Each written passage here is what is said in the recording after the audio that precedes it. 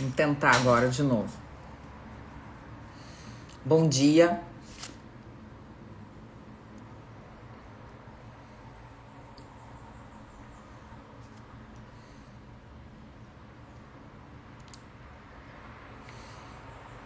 Vou responder alguma pergunta. Tô aqui no consultório. Bom dia, Suzana, tudo bem? Que bom. Fico muito feliz de ter vocês aqui. Então, vou responder. Coloquei. Bom dia, Nancy, tudo bom, minha querida? Bom dia, bom dia. Mande esse aviãozinho aqui do lado. Vamos fazer uma live bem legal sobre perguntas e respostas. Adriana, bom dia. Bom dia, Vera, tudo bem? Então, vou abrir aqui a caixinha. Temos estudos sobre o própolis.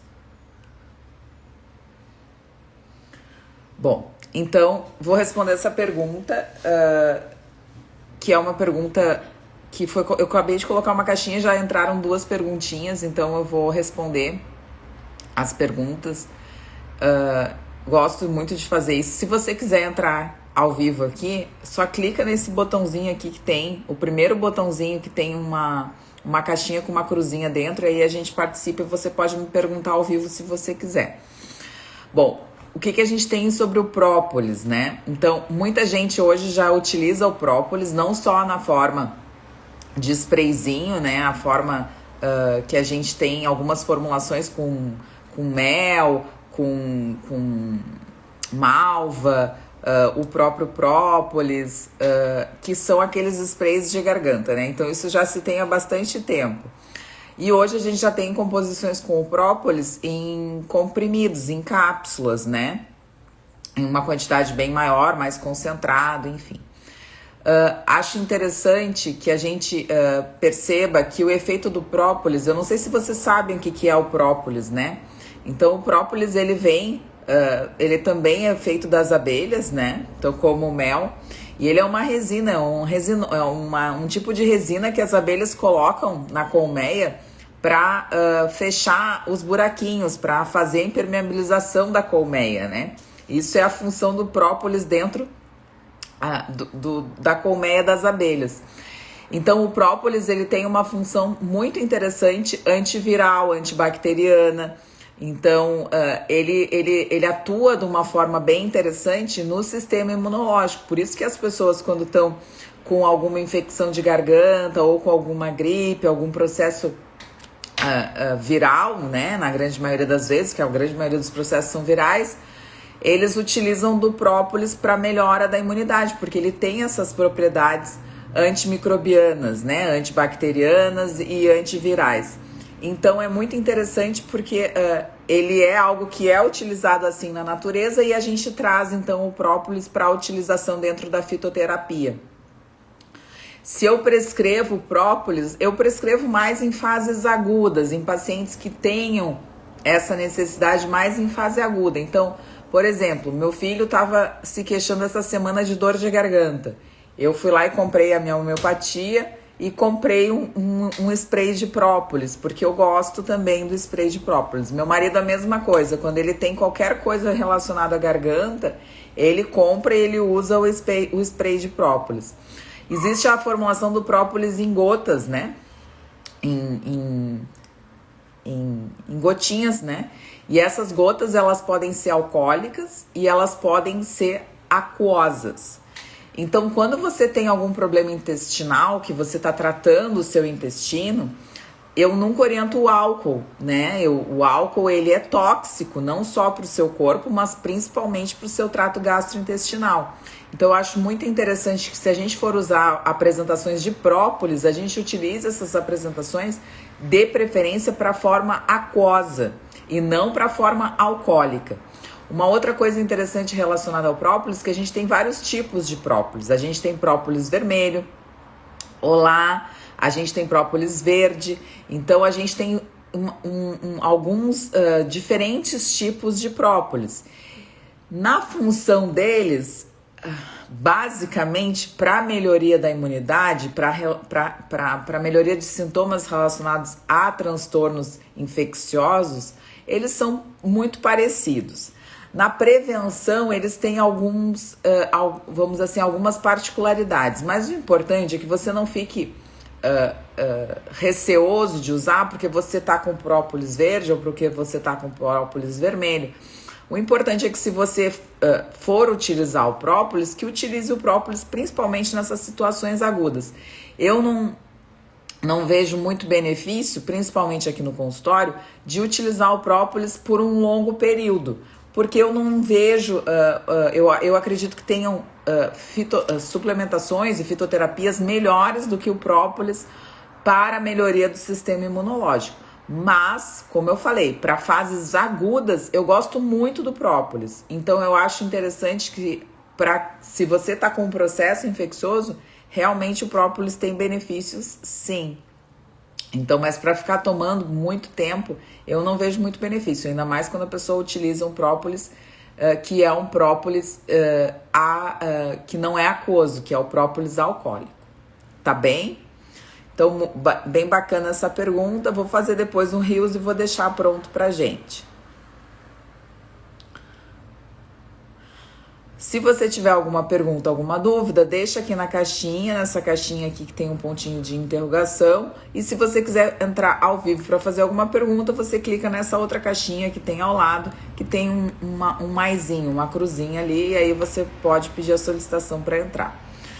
Adesivo para reposição hormonal é melhor do que o comprimido? Bom, os PETs, né, que são os PETs para reposição, melhor que o comprimido, depende qual comprimido. Isso é muito importante, porque terapia de reposição hormonal hoje a gente tem muitas apresentações. Então a gente indica, o paciente tem que ter uma indicação, tem que ter indicação. Nem todas as pessoas podem fazer terapia de reposição hormonal, tá bem? Isso é importante que a gente deixe bem claro. Uma segunda coisa muito importante é que essas pacientes, muitas vezes elas consultam com um médico que não é integrativo, e a gente hoje tem terapias de reposição hormonal sintéticas, né? É como se fosse uma pílula com uma dosagem menor, mas sintética e não natural.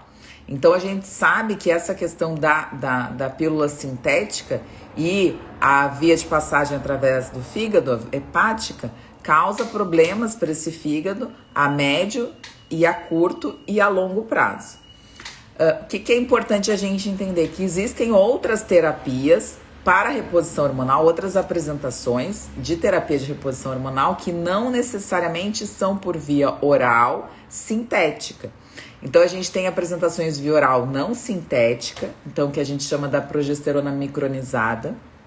A gente tem apresentações em géis, então o gel também é uma excelente apresentação, né? Então a gente tem gel hoje na farmácia comum e a gente tem como manipular esse gel, né? Dependendo da paciente, na farmácia magistral, na farmácia de manipulação.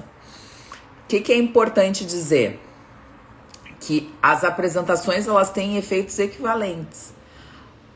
A gente vê que a paciente está melhorando pela melhoria dos sintomas, né? Então, nem sempre a paciente vai fazer reposição hormonal em função de sintomas. Ela pode vir ao consultório, estar entrando na menopausa sem sintomas, mas estar com uma diminuição da reserva ovariana. A gente percebe isso pelos exames, a gente percebe isso pelos resultados laboratoriais, pela evolução clínica.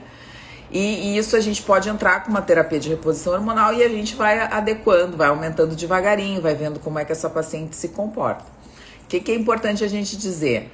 Os PETs, os géis são muito efetivos, sim, para todas as pacientes.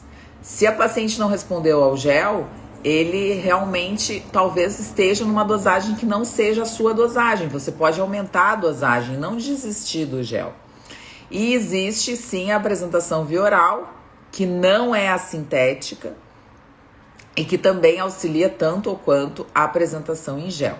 Então eu acho muito importante que a gente entenda e que a gente perceba que existem várias apresentações para terapia de reposição hormonal e todas são boas, todas são efetivas, só que precisam ser vistas e ser utilizadas por algum médico, por algum profissional que realmente entenda de terapia de reposição hormonal. Você não pode fazer a terapia de reposição hormonal. Eu recebi uma paciente uma vez aqui no consultório que ela veio e ela estava tomando hormônio sintético, fazendo terapia de reposição hormonal sintética. E aí ela tentou a via oral, ela não tentou a via oral, ela tentou o gel, e o gel não foi efetivo, ela não conseguiu. E a médica nem aumentou a dose, ela nem trocou a apresentação, ela não fez nada. Ela foi direto para a terapia de reposição sintética, com essas pílulas sintéticas combinadas. E ela ficou bem. Óbvio, né? Por quê? Porque, enfim, é como a pessoa toma pílula. A pessoa tá com endometriose, a pessoa tá com síndrome dos ovários policísticos, a pessoa tá com miomatose.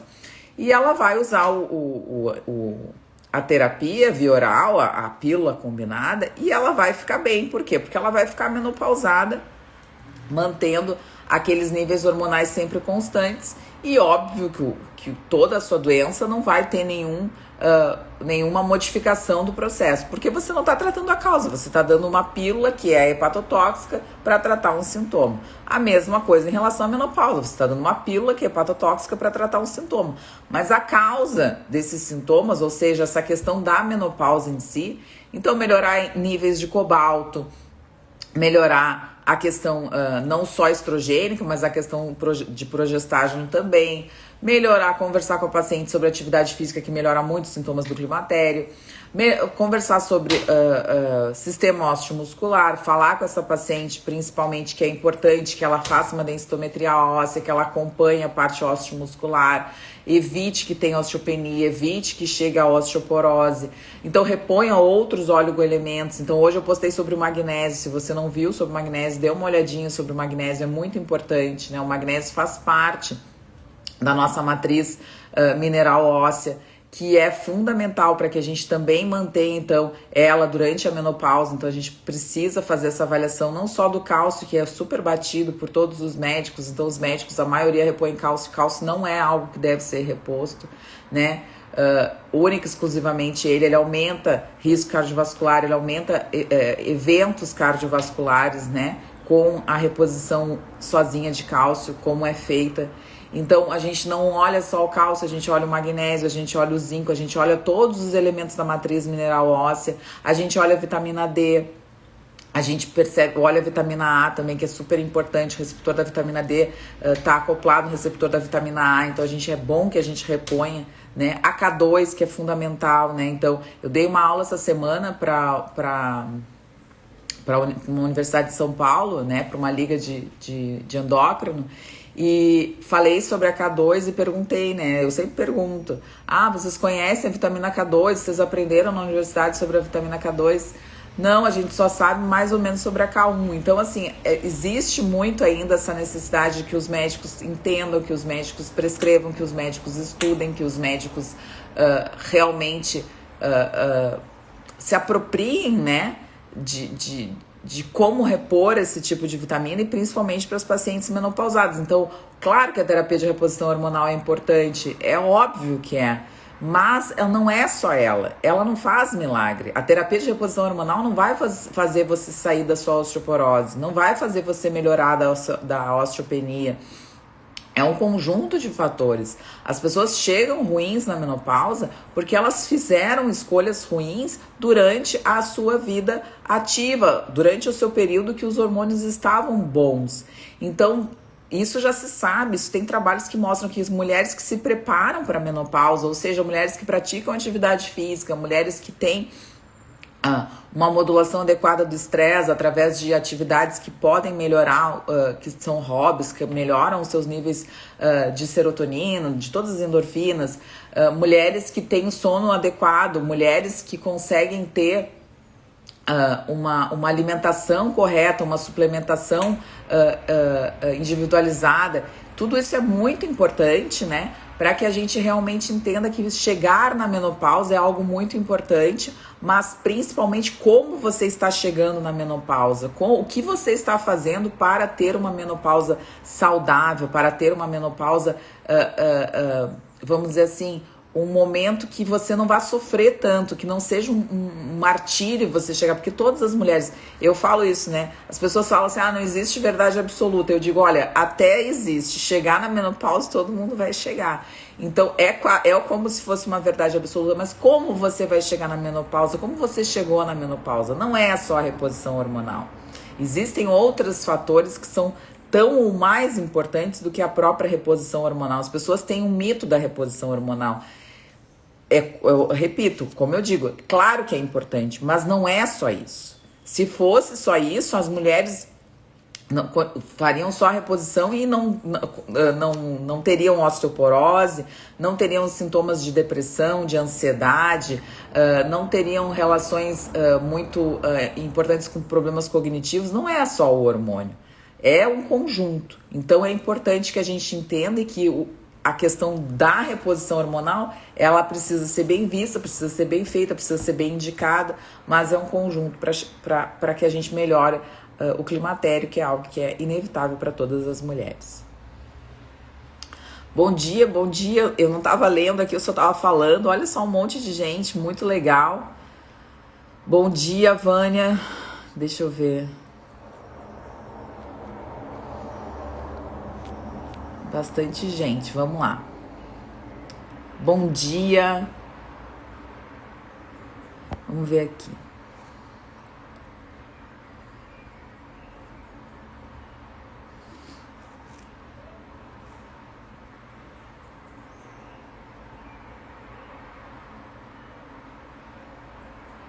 Não entendi essa pergunta. Não sei se a Jordana tá aí. Oi, Laura.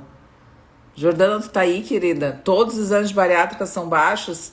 Não é que todos os exames de bariátrica são baixos, mas a maioria dos pacientes não tem nenhuma capacidade absortiva ao ponto que ele não precise de suplementação. A nutrição não é o suficiente.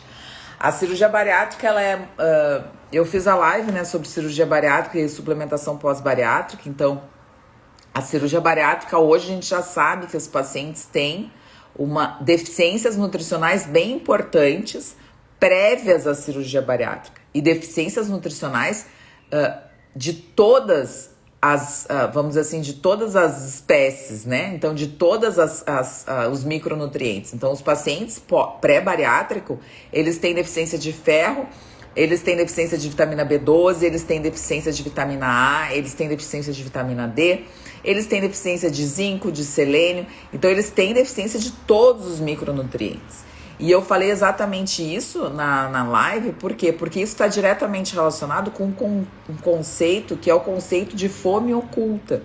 O que é o conceito de fome oculta? O paciente tem fome e come desesperadamente atrás dos micronutrientes os quais ele não tem, os quais ele tem deficiência. Então existe a anemia ferropriva, a anemia que é a mais conhecida, tem a anemia da vitamina B12, a anemia do ácido fólico, a anemia do cobre, mas existe uma desnutrição de micronutrientes. E essa desnutrição, ela não é de proteína, ela não é de gordura e ela não é de carboidrato. Ela é uma desnutrição relacionada aos micronutrientes.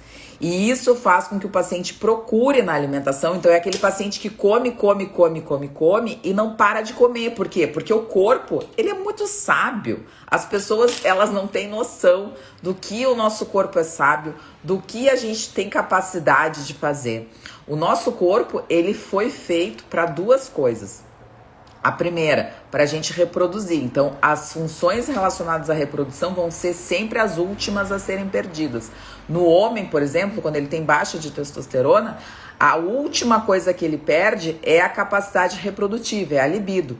Ele vai perdendo outras coisas, ele perde a questão de memória, ele fica em depressão, quando a testosterona tá baixa, né? Ele começa a ter outros sintomas, mas a libido é a última coisa. Quando o homem perde a libido é porque a testosterona tá no pé, porque o nosso corpo, ele tá preparado para a reprodução, ele precisa, nós estamos nessa evolução e uma das coisas mais básicas é a reprodução. Então, tudo que está relacionado com a reprodução vai ser uma das últimas coisas a ser perdida. E uma outra coisa muito importante é que o nosso corpo ele dá sinais o tempo todo em relação à sua necessidade nutricional. A gente não percebe, mas ele dá. Então, por exemplo, muitas vezes isso acontece quando a gente está com muita deficiência, em situações muito especiais. Vocês já devem ter ouvido falar das gestantes, por exemplo, que tem pica. Pica é aquela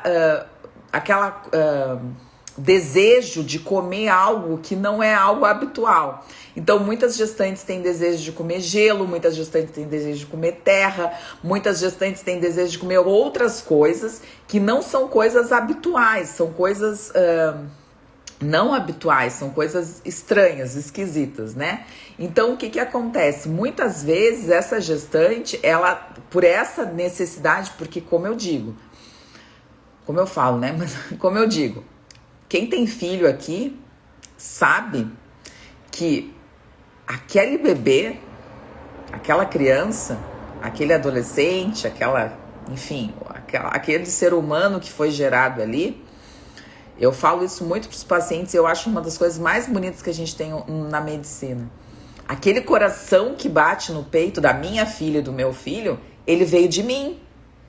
Aquele cabelo do meu filho e da minha filha, os olhos do meu filho e da minha filha, a pele do meu filho e da minha filha, o osso do meu filho e da minha filha, os músculos, os órgãos, os rins, o fígado, o pâncreas, o pulmão, tudo dos nossos filhos vieram única e exclusivamente da gente.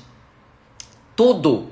Então, ali foi um parasita durante 9 meses que me sugou proteína, que me sugou gordura, que me sugou zinco, que me sugou ferro, que me sugou tudo. Então, aquele parasita ali foi criado pelas minhas reservas.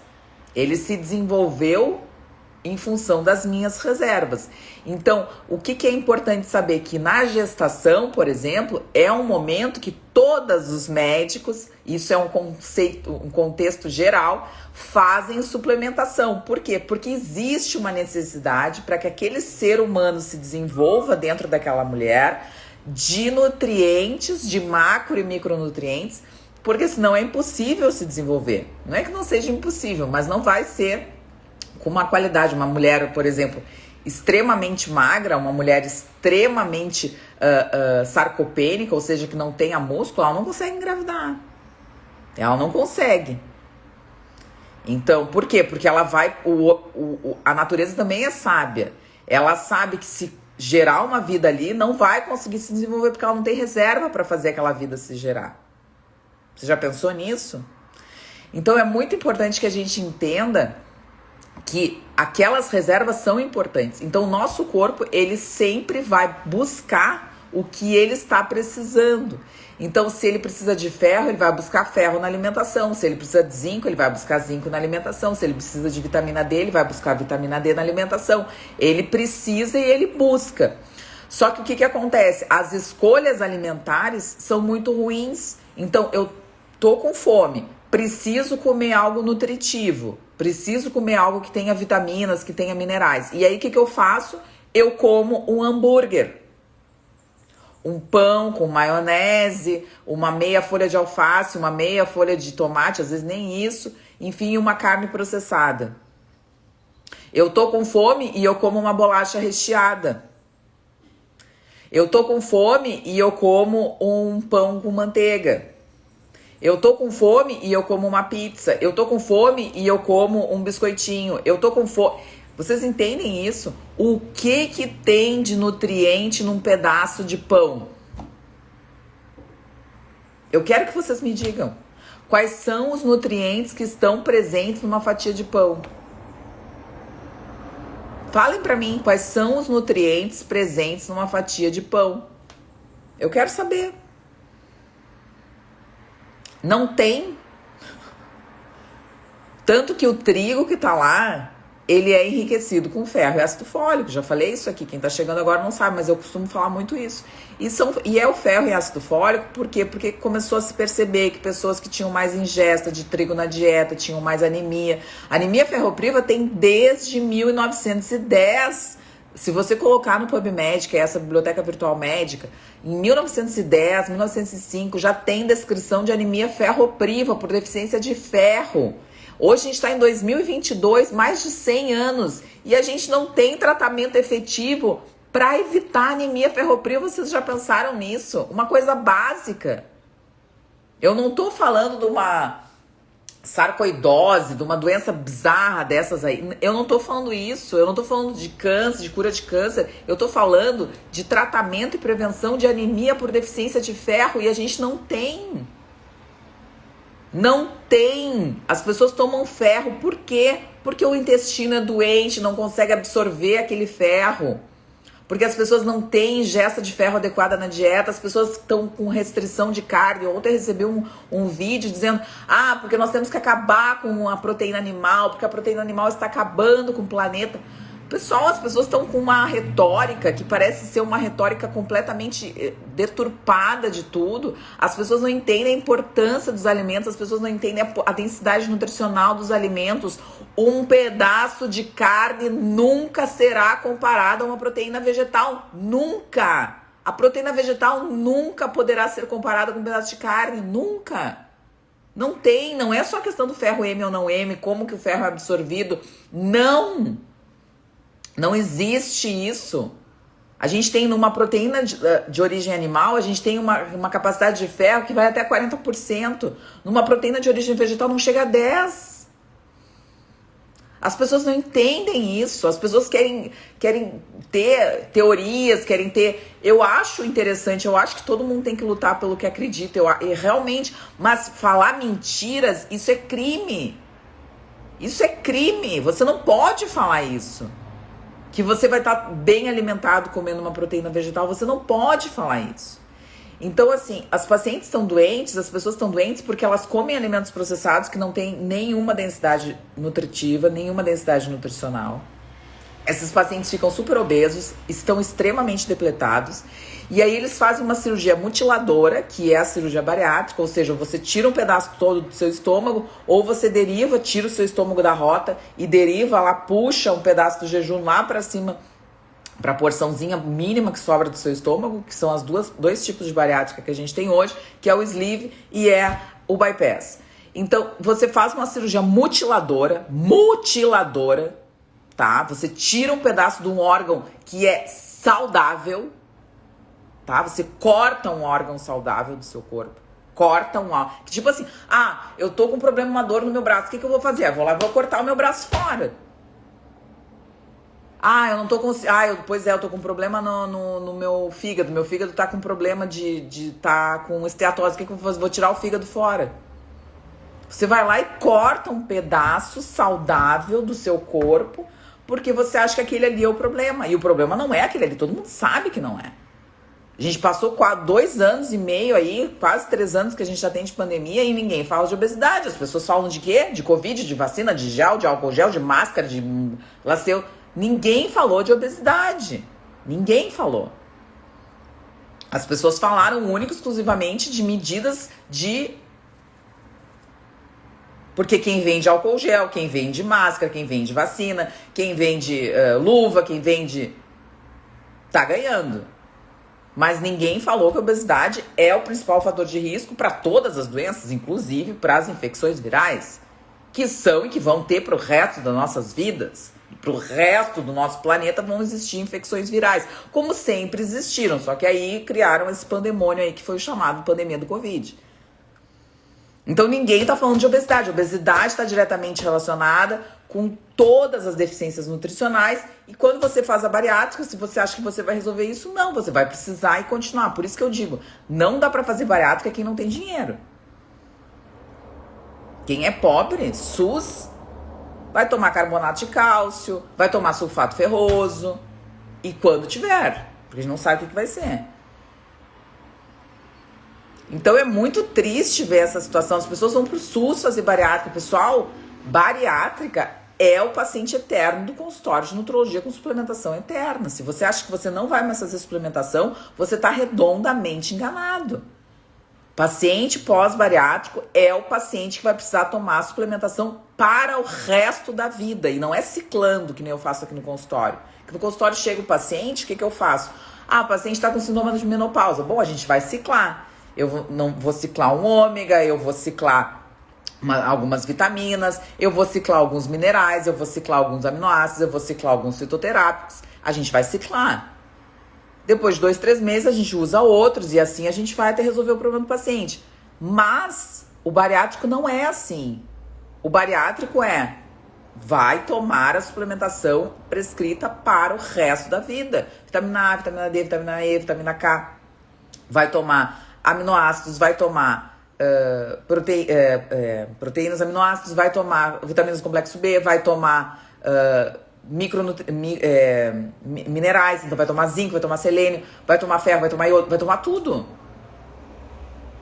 É pena que ninguém fala isso, exatamente. Assim, depois que fez, não tem como se arrepender, tá? Relaxa, Vina, relaxa, querida, relaxa. É assim, ó, eu falo isso porque existe a possibilidade da pessoa que vai fazer. Agora que já fez, acabou, tá? Não tem que fazer, é bola pra frente, enfim, tá? Não tem que fazer, pronto. A gente tem que agora fazer uma política de redução de danos e melhorar as questões relacionadas às deficiências vitamínicas. Ponto, tá tudo certo, espero que você não tenha reganho, isso é o mais importante. Mas, é o que eu falo, todos os médicos que fazem bariátrica e não falam isso para os pacientes, isso é criminoso. Um paciente deveria, no mínimo, ficar 1 ano e meio, 2 anos fazendo esse acompanhamento, o médico dizer, você vai precisar tomar vitamina para sempre.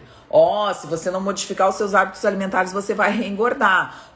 A gente precisa fazer essa suplementação para você estar bem para fazer a cirurgia. E quando você começa a suplementar vitaminas e minerais, o que acontece? Diminui a fome. Porque o corpo vai começar a encontrar minerais e vitaminas. E aí o emagrecimento... Todo paciente que vem para emagrecimento no meu consultório, em função disso, o que eu faço? Eu sempre passo vitamina. Isso diminui a fome. Diminui a fome. Se o paciente faz direitinho, diminui a fome também. Óbvio que tem remédios. Óbvio, eu não tô sendo hipócrita de dizer, ela não usa remédio. Eu uso remédio sim. E adoro. Quando é para emagrecer. Mas eu suplemento, eu faço toda a parte de ortomolecular que eu acho super importante. Por quê? Porque eu já sei, por dezenas de trabalhos, que os pacientes são anêmicos em relação a micronutrientes. Então, eles têm essa necessidade em relação aos micronutrientes. Eles têm essas deficiências, eles são desnutridos. Então, como eu falo, né? Já deu. Vou parar de falar, pessoal. Não tem, assim, Marlúcia, relaxa, querida, relaxa. Agora tá tudo certo, já fez. Eu não tô falando que... Eu só tô falando que tem gente que pensa em fazer, que acha que a 8ª maravilha do mundo é a bariátrica. E a bariátrica é uma das piores coisas que tem.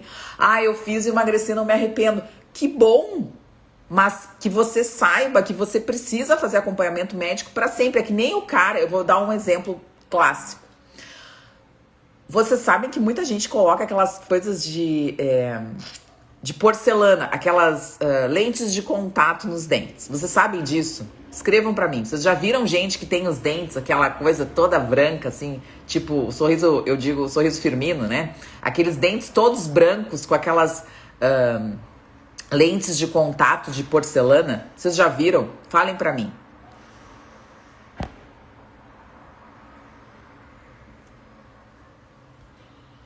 Não, tá, mas existe as lentes de contato, tá? Depois eu vou postar ali uma foto depois que terminar a live. As facetas, isso aí, perfeito, Marlúcia, as facetas, tá?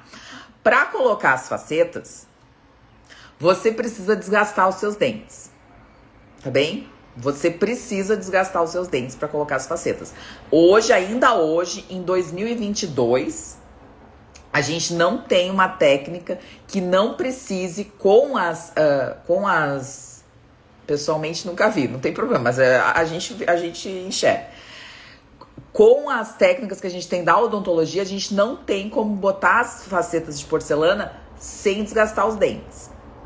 Então, se você desgastar o seu dente, você será paciente deste dentista ou de qualquer outro dentista para sempre. eternamente você será paciente do dentista. Por quê? Porque pode infiltrar, porque você perdeu a superfície, a dentina, que forma toda a questão do dente. Então, assim, é importante que você entenda que você será paciente eterno do dentista. Eu hoje vou porque eu tô fazendo tratamento dentário, tá tudo certo e tal. Mas se eu quiser não ir nunca mais, tá tudo certo, porque eu não tenho cárie, não tenho tratamento de canal, não tenho mais nada, tá tudo certo. Agora, se eu colocar essas facetas, eu vou ser eterno. A mesma coisa o bariátrico. O bariátrico é o paciente eterno do médico. Ele não pode deixar de fazer o acompanhamento. Então, quando você faz um procedimento, você precisa saber os riscos. Eu pergunto tudo. Agora, quando eu quebrei o pé, né? Quebrei o pé. Aí eu fiquei... E olha que eu sei bastante. Fui ler, fui fazer um monte de coisa e tal, não sei o quê. Aí eu escolhi um médico, que é um melhor médico aqui de Porto Alegre. Fui lá no consultório dele. Conversei, perguntei. Ele só me olhava assim, apavorado, né? Nunca tinha me visto, né? E eu perguntava. Daqui a pouco ele disse, o que tu faz? Aí eu falei, eu sou médica. E ele, tá, porque eu já tava até nervosa, assustada. Ele falou, né? De tanto que eu perguntei. Então eu perguntei, eu queria ver o exame, eu queria saber quais são as recuperações, eu queria saber como é que tinha acontecido, eu queria saber como é que era a regeneração do tendão que tinha rompido, a questão da fratura, eu queria saber por que tinha arrancado, que arrancou a cabeça do meu calcanhar, né? O calcâneo é um osso e ele tem um processo na frente, que é um processo anterior. E aí com a minha queda, quem não sabe, eu caí e quebrei o pé, tá? Faz 3 semanas. Com a minha queda, eu arranquei a cabeça do calcanhar. Então, arrancou a cabeça. E eu queria saber como é que ia se regenerar aquele pedaço que tá arrancado, porque ele não tá grudado. Não é que nem quando a gente quebra um osso mais longo, né? E aí eu comecei a perguntar. E aí ele me disse, o que tu faz? O que tu tá perguntando tanto? Então, eu queria saber sobre isso. Eu queria saber se eu fosse atleta, se ele iria fazer a cirurgia, né? Porque é diferente, a pessoa não é que eu sou atleta, mas eu fiquei pensando, será que ele faria a cirurgia do tendão? Que eu rompi um tendão total e 2 parciais. E aí eu perguntei pra ele, essa cirurgia aí, e esse tipo de coisa, o senhor faria cirurgia se eu fosse uma atleta? E ele disse não. Aí eu fiquei mais tranquilo, porque eu queria saber se existia a possibilidade. Mas aí ele disse, se você andar daqui a uns 3, 4 meses e você fizer uma inversão do pé ou tiver alguma coisa no pé, você vai ter que fazer a cirurgia do tendão. Então, assim, eu acho importante que as pessoas perguntem as coisas quando elas vão no médico. Eu adoro quando senta um paciente aqui e ele vem com uma listinha. Eu adoro. Eu acho sensacional, eu acho maravilhoso, eu acho topster. E eu acho que também, se eu não souber, eu pego o computador e eu digo assim, vamos pesquisar aqui na internet. E eu vou lá e pesquiso. E eu não tenho problema com isso, porque eu não vou saber tudo e eu não tenho nenhuma pretensão de saber tudo. Mas vocês precisam perguntar, vocês precisam pesquisar e de uma fonte só.